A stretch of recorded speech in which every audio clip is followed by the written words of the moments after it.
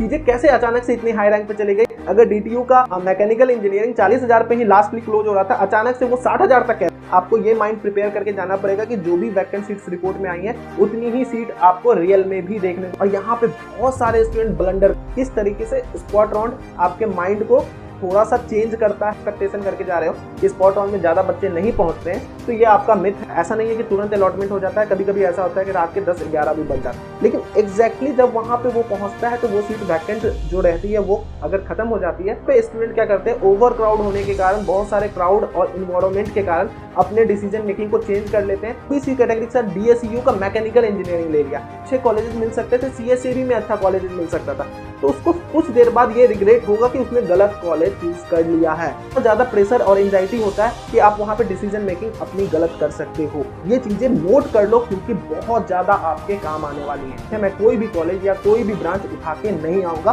तो आपको जस्टिफाई करना है अपने रैंक को।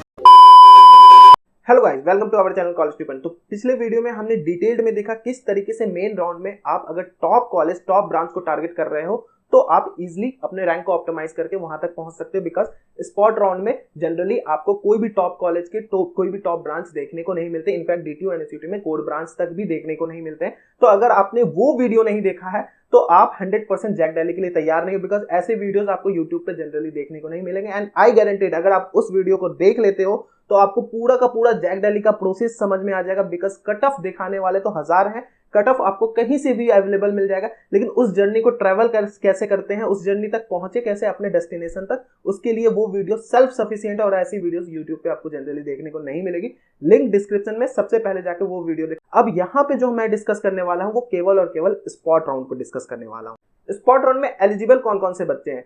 केवल वही बच्चे एलिजिबल होते हैं जिन्होंने जैक दिल्ली में अभी तक कोई सीट होल्ड नहीं किया हुआ। फॉर एग्जांपल, अगर आप अपग्रेडेशन राउंड तक जा चुके हो, आपको कोई सीट अलॉट हो चुकी है अपग्रेडेशन राउंड तक, तब आप जैक दिल्ली के स्पॉट राउंड में एलिजिबल नहीं हो। इसके अलावा जिनकी भी विड्रॉल थी, मतलब जो भी काउंसलिंग से विड्रॉल हो गए थे किसी रीजन से, चाहे डॉक्यूमेंट वेरिफिकेशन हो, चाहे 95,000 का पेमेंट नहीं किए हुए थे, वो बच्चे एलिजिबल। जिनको अभी तक कोई सीट नहीं मिला वो भी बच्चे एलिजिबल है। बस आपको रजिस्ट्रेशन जो है फर्स्ट राउंड और थर्ड राउंड से पहले कर देना होता है। मींस आपको स्पॉट राउंड से पहले कोई भी फ्रेश रजिस्ट्रेशन का मौका नहीं दिया जाता है। तो स्पॉट राउंड में केवल वही बच्चे जा सकते हैं जिन्होंने रजिस्ट्रेशन किया हुआ और जैक दिल्ली में अभी तक कोई सीट होल्ड नहीं किए हुए हैं। अदरवाइज अपग्रेडेशन वाले बच्चे स्पॉट राउंड में एलिजिबल नहीं होते, क्योंकि उनको ऑलरेडी अपग्रेडेशन में एडवांटेज मिल चुका होता है। उसको मैंने डिटेल वीडियो में समझाया हुआ, उस वीडियो को भी जरूर देख लेना। स्पॉट राउंड में दिल्ली कैंडिडेट्स को डीटीयू या एनएसयूटी मेन कैंपस में बायोटेक्नोलॉजी की सीट वैकेंट देखने को मिलती है। इसके अलावा अगर आपका लक बहुत अच्छा है तो डीटीयू में प्रोडक्शन इंजीनियरिंग, इन्वायरमेंटल इंजीनियरिंग भी कभी कभार देखने को मिल जाता है। वहीं ट्रिपल आईटी दिल्ली की बात करें तो कोई भी सीट आपको जनरली देखने को नहीं मिलता है, खास करके दिल्ली वालों को।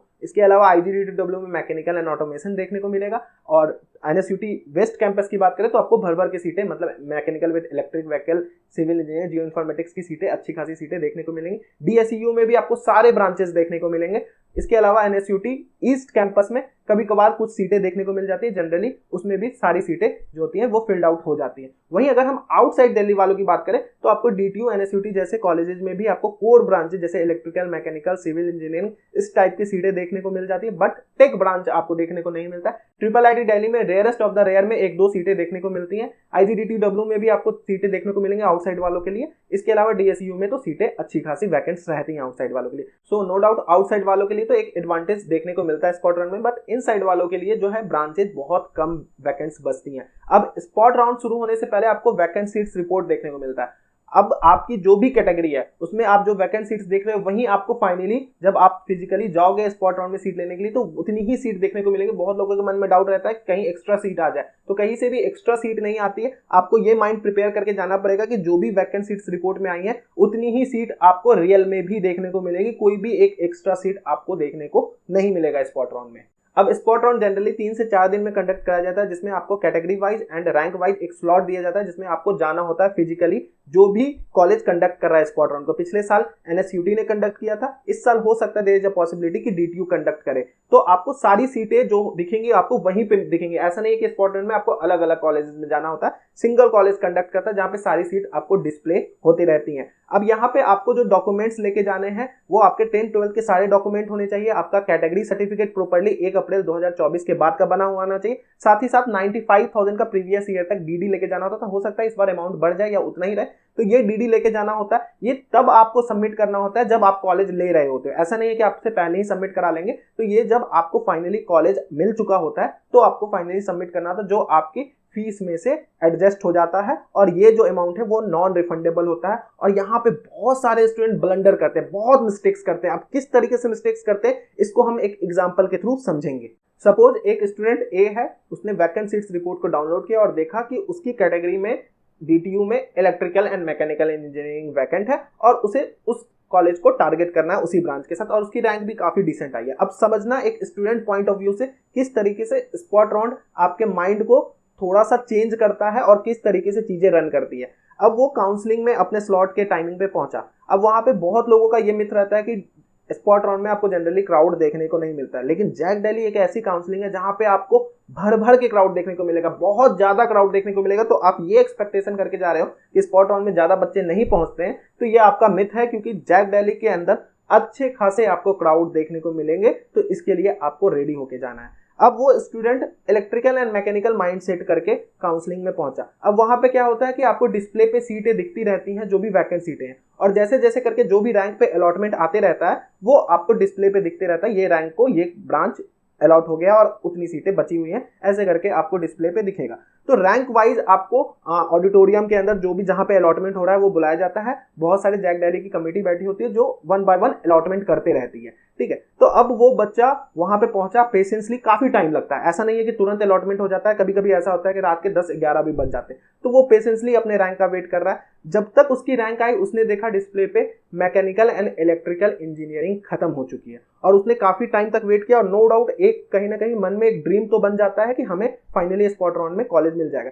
लेकिन एग्जैक्टली जब वहां पे वो पहुंचता है तो वो सीट वैकेंट जो रहती है वो अगर खत्म हो जाती है, तो यहाँ पे आप सोचो कैसा प्रेशर क्रिएट होता है। एक तो पहली बात ये कि जो उसका माइंडसेट रहता है वहां पे कहीं ना कहीं वो एक एंजाइटी में बदल जाता है। दूसरी बात, हो सकता है वो पेरेंट्स के साथ आया हो, या फिर एक पेरेंट्स भी होप करके बैठे हो कि भाई बच्चे को अब फाइनली कॉलेज मिल जाएगा, काफी टाइम तक उसने वेट किया, तो वहां पे उसको दिखता है कि वो सीट वैकेंट नहीं है, अब कॉलेज मेरे को ये ब्रांच के साथ नहीं मिल सकता है। और साथ ही साथ एक एंजाइटी होती है कि मुझे कोई कॉलेज मिलेगा या नहीं मिलेगा। यहाँ पे स्टूडेंट क्या करते हैं, ओवर क्राउड होने के कारण, बहुत सारे क्राउड और इन्वायरमेंट के कारण अपने डिसीजन मेकिंग को चेंज कर लेते हैं, और जो भी ब्रांच बचा रहता है, जैसे फॉर एग्जांपल मैं यहाँ पे डीएसयू का एग्जांपल दिखाना चाहूंगा। 94,000 पे अदर स्टेट वालों ने ओबीसी कैटेगरी के साथ डीएसयू का मैकेनिकल इंजीनियरिंग ले लिया। अब यहाँ पे मैं ये नहीं बोल रहा हूँ कि डीएसयू खराब कॉलेज है, DSU is good college, but 94,000 वो भी ओबीसी के साथ, उसको कोई भी अदर काउंसलिंग में अच्छे कॉलेजेस मिल सकते थे, सीएसएबी में अच्छा कॉलेजेस मिल सकता था। लेकिन वहां पे क्या हुआ कि बच्चे ने डिसीजन मेकिंग कर लिया केवल ये देख के कि जैक दिल्ली के अंदर आए हैं, हमें कोई कॉलेज नहीं मिल पा रहा, अब तो कोई कॉलेज लेके निकलना है।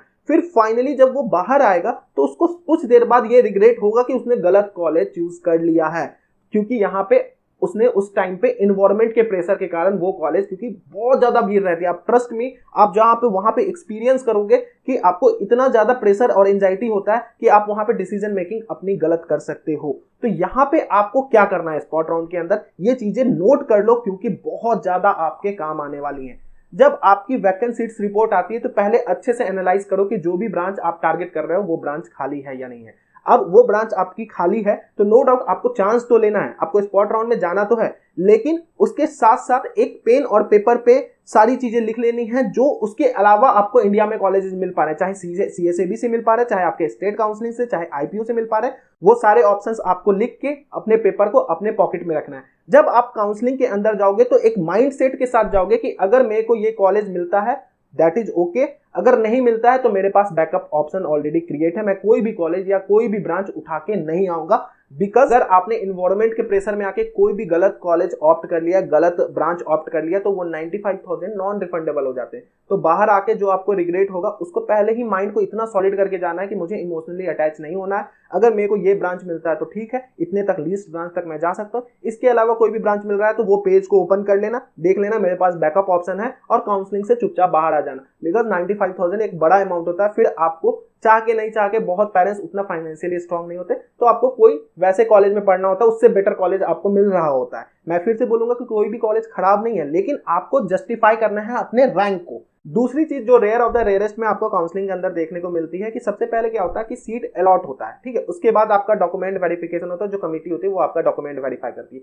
तो कभी कभी ऐसा क्या होता है कि बहुत बच्चों का सीट तो अलॉट हो जाता है लेकिन उनके डॉक्यूमेंट में कुछ ना कुछ दिक्कत होती है, अदरवाइज पासिंग ईयर की होती है या फिर परसेंटेज इशू होती है, पीसीएम इशू होता है। तो वहां पे क्या होता है कि पहले अच्छे से वेरिफिकेशन होता है, तो बहुत सारे बच्चों का वेरिफिकेशन चल रहा होता है, तो जिसकी पहले वेरिफिकेशन हो जाती है वो सीट लेके अपना बाहर निकल जाता है, अलॉटमेंट लेटर लेके बाहर निकल जाता है। लेकिन जब किसी के डॉक्यूमेंट में प्रॉब्लम आता है तो 2-3 बार वो डॉक्यूमेंट वेरीफाई किया जाता है, तो उसमें थोड़ा टाइम लगता है। तो इसमें क्या होता है कि जो भी बच्चे डॉक्यूमेंट वेरिफिकेशन से बाहर जा चुके होते हैं फिर वहां से वो सीट वैकेंट कर दी जाती है और उस पर प्रॉपर अनाउंसमेंट होता है कि फॉर एग्जांपल 50,000 वाले बच्चे को कोई कॉलेज डीटीयू का मैकेनिकल अलॉट कर दिया गया, तो अनाउंसमेंट होता है कि 50,000 से नीचे वाले अगर कोई बच्चे प्रेजेंट है तो वो आके वो सीट को ले सकते हैं, ठीक है। तो यहाँ पे कभी कभी क्या होता है कि सारे बच्चे डॉक्यूमेंट वेरिफिकेशन से बाहर जा चुके होते हैं और जो नए बच्चे आ रहे होते हैं उनको एक एडवांटेज देखने को मिल जाता है, उनमें जो सबसे पहला रैंकर बच्चा होता है उसको वो कॉलेज अलॉट कर दिया जाता है 2-3 बार अनाउंसमेंट करने के बाद। तो फेयर प्रोसेस होता है बिकॉज क्योंकि अनाउंसमेंट आपको प्रॉपर देखने को मिलता है। लेकिन यहाँ पे क्या है कि कभी डिले के कारण क्या होता है कि कभी कभी हाई रैंक पे भी अपॉर्चुनिटी देखने को मिल जाता है जो रेयरेस्ट ऑफ द रेयर होता है,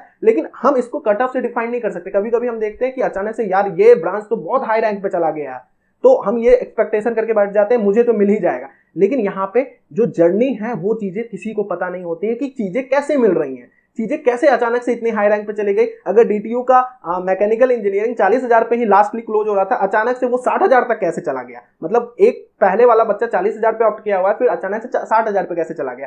तो ये चीजें ऐसे करके होती हैं। तो ये भी आपको देखने को मिलता है काउंसलिंग के अंदर, क्योंकि फिजिकल काउंसलिंग कराना, कंडक्ट कराना एक डिफिकल्ट टास्क तो है। तो यहाँ पे ये चैलेंजेस जो कमेटी है उसको भी देखने को मिलता है। अब आते हैं वीडियो के मोस्ट इंपॉर्टेंट पार्ट पे कि स्पॉट राउंड की क्या कट ऑफ रही थी प्रीवियस ईयर। अब बहुत बच्चे इधर उधर से डेटा को देख के बैठे हुए होते हैं, डिफरेंट यूट्यूब चैनल पे अलग अलग डेटा दिखाए जाते हैं। मैं आपको यहाँ पे लाइव कट ऑफ देने वाला हूँ, जो live cut off rank wise हर राउंड की जो वैकेंसीज आई थी उसमें क्या रैंक पे कॉलेज अलॉट हुआ था। तो ये लाइव सारे कट ऑफ्स आपको एक पीडीएफ के तौर पे मिलने वाले हैं। उसके लिए थोड़ा एफर्ट आपको भी करना पड़ेगा बिकॉज कहीं ना कहीं हम भी बहुत ज्यादा कम्युलेटिव डेटा को इधर उधर से ये करके मेहनत करके इस डेटा को आप तक प्रोड्यूस कर रहे हैं। इसके लिए आपको चैनल को सबसे पहले सब्सक्राइब कर लेना है और वीडियो को लाइक कर देना है और इसका स्क्रीनशॉट लेके आप डायरेक्टली हमें व्हाट्सएप पे भेज सकते हो। इसकी पीडीएफ आपको डायरेक्टली व्हाट्सएप पे मिल जाएगी या फिर मैं कॉलेज टी पॉइंट के एप्लीकेशन पे ही भी बहुत जल्दी ये पीडीएफ लगा दूंगा जहां से आप पीडीएफ को डाउनलोड कर सकते हो। अब एप्लीकेशन पे कभी कभी दिक्कत आती है